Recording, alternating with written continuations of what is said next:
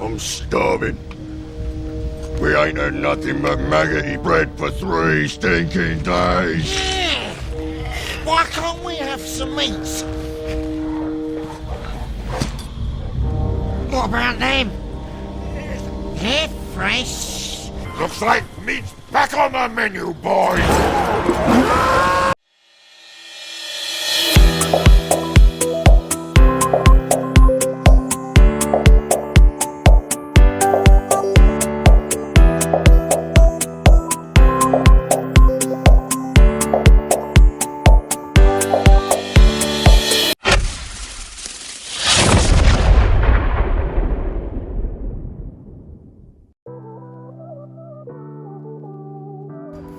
Hey, welcome back to Sambo's Place. I know it's been a long time, and I'm sorry, guys. It's just life has interrupted some of the channel doings.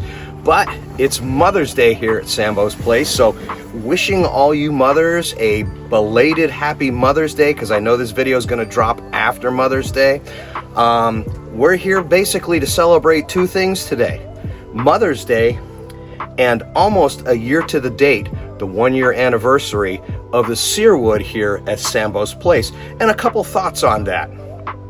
Today we have a really cool cook planned for the SearWood. We're gonna do beef dino ribs. I have never done them before. So with some of the advice from a catering barbecue friend of mine, and I'll post the link to those guys in the description, I got some tips on how to be successful with beef dino ribs. We're gonna see how this turns out today.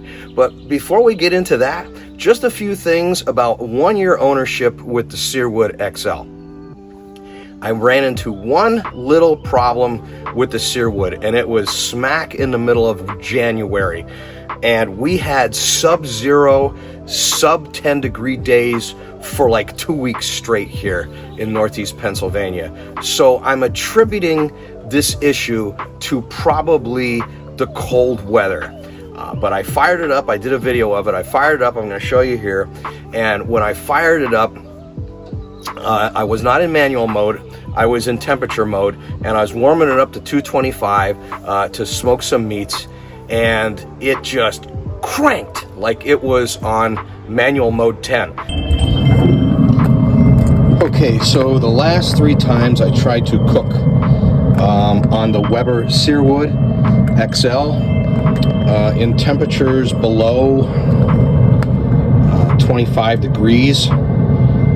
This is the startup that I get, just flaming out the sides, and I'm not sure why.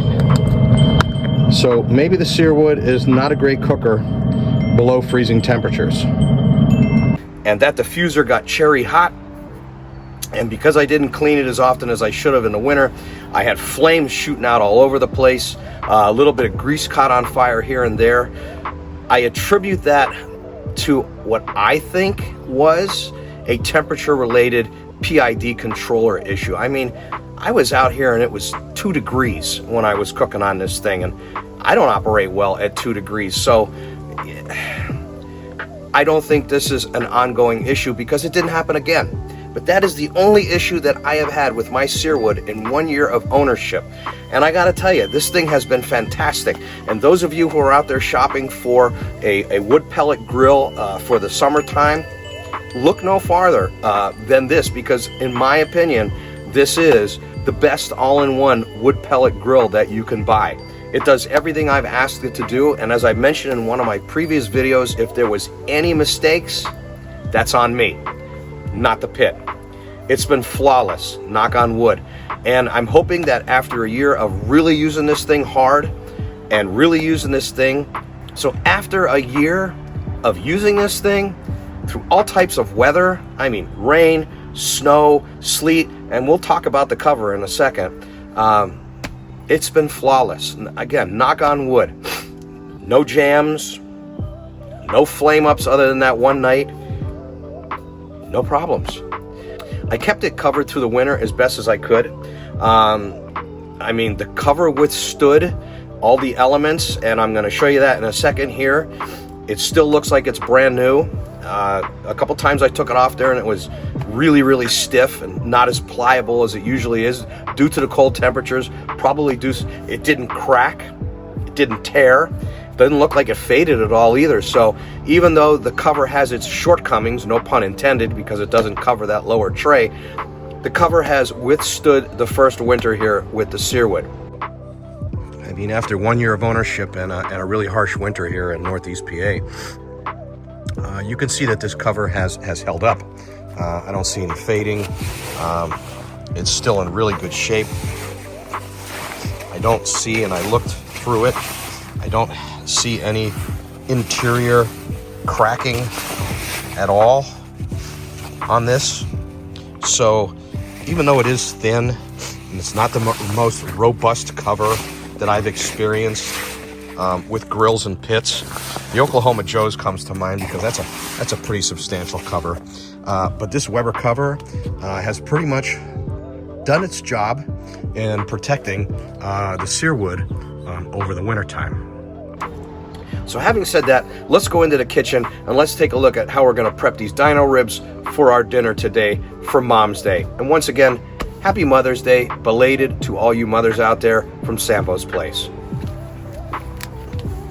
We're looking at 7 pounds of USDA choice Angus beef short ribs, and these are from Sam's Club, and this is a recommendation from my boys at Dynamic Barbecue. So upon the recommendation of Jason at Dynamic Barbecue, he said don't remove all the fat. So I'm leaving some of the fat on. He feels that it's going to provide more of a tender base.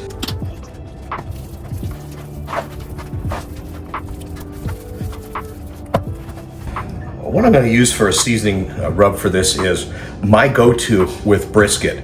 And I'm not sponsored by these guys. I just think that they make fantastic rubs. Fire and smoke, black and tan. We're going to get this covered up and we're going to get her on the smoker.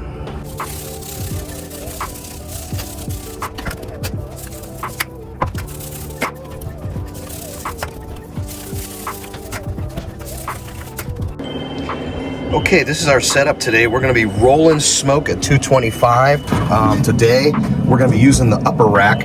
I found that things smoke a little quicker on the upper rack, and we got our pan of water underneath to moisten our smoke and to catch our grease. So today, we're going to be rolling the smoke with hickory. We're starting out with finishing up with some Bear Mountain hickory right here, and then we have a bag of Weber. I'm not a Weber fanboy. I try and buy whatever's on sale or what I can grab locally.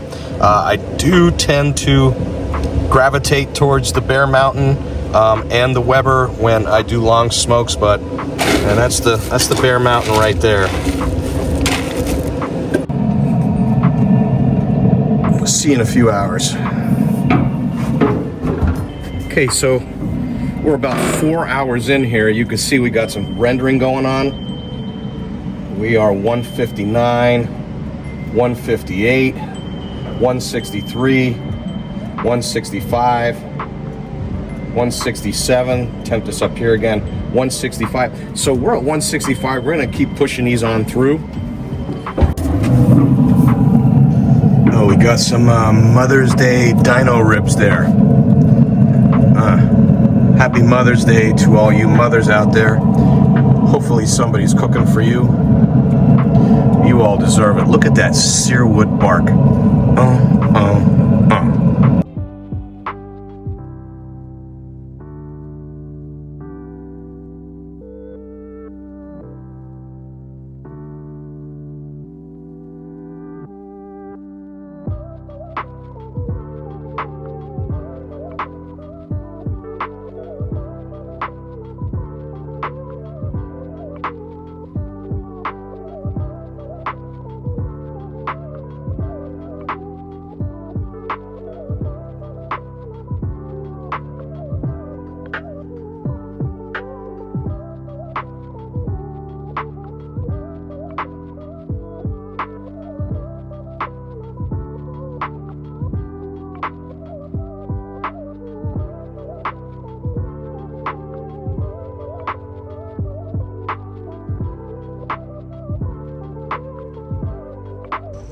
Just to give you a quick look, see, this is what a Weber SearWood looks like after about a year of ownership. Most importantly, here's the condition of the screws that hold the firebox in place. They're not rusting, so that's good, because this was an issue that I had on my Pit Boss. Every time I wanted to remove the firebox, the screws just kept rusting and breaking, and I had to replace them. Here is the diffuser after a year, and there's just a little bit of heat-related rust and flaking that occurred off the top, but this thing is so heavy. The firebox looks really good in there. Nothing is rusting or corroding inside or basically deteriorating on the firebox. And again, I use this thing a lot. So 1 year of ownership, we're still looking good here, Weber. You're doing a good job. Here's a look at the guts of the firebox after a year. And we have some heat-related flaking, not much. I mean, nothing like I used to see on my Pit Boss. I mean, this thing, look at the size of that firebox. This thing is in really good shape. This thing has withstood many hours of smoking and high temperature cooking on the manual mode. So again, kudos to Weber. You could see where the firebox is removed. The auger is still very healthy. You have a little bit of crust here. That's normal on the glow plug. But everything is, I mean, it is a well-oiled machine so far, and I'm knocking on wood because I'm really pleased with how this Weber has held up. Another question I get is, how have the grill grates held up? Because I don't believe that these are completely stainless. I think they're a chrome nickel plated finish. But I mean, after a year, I guess I should power wash these, but they're still in pretty good shape. And they do what I asked them to do, but I don't really use them unless I'm smoking. For my pans of water, I typically use the porcelain enameled searing plate sitting right here where this grate is located. So they've held up pretty well. Again, could use a power washing, but this is what you could expect after a year.